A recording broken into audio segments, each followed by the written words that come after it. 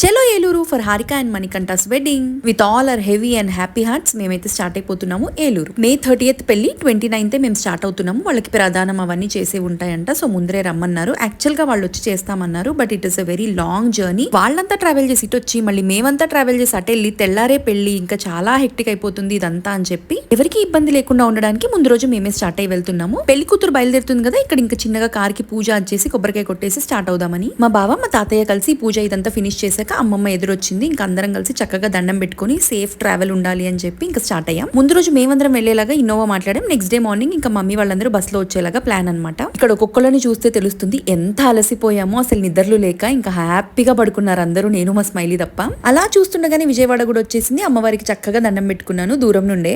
నేనైతే ఆంధ్ర రావడం ఇది రెండోసారి, అంటే తిరుపతి అవన్నీ వెళ్తూ ఉంటాం కానీ ఫస్ట్ టైం మా చెల్లి కోసమే వచ్చాను. అది లాంగ్ టర్మ్ చదువుతుంటే విజయవాడలో ఉండగా, సెకండ్ టైం కూడా మా చెల్లి కోసమే వచ్చాను దాని పెళ్లికి. అలా మొత్తానికైతే ఏలూరు రీచ్ అయ్యాము. మాకు ఇచ్చిన హోటల్ రూమ్స్ కి వెళ్లి సెటిల్ అయ్యాం. మేము అక్కడికి వెళ్ళాక ఏం చేసాము, ప్రధానం ఎలా జరిగింది ఇవన్నీ కమింగ్ షార్ట్స్ లో పోస్ట్ చేస్తాను. నచ్చితే మాత్రం లైక్ చేసి షో సమ్ ప్రేమ గైస్, అలాగే సబ్స్క్రైబ్.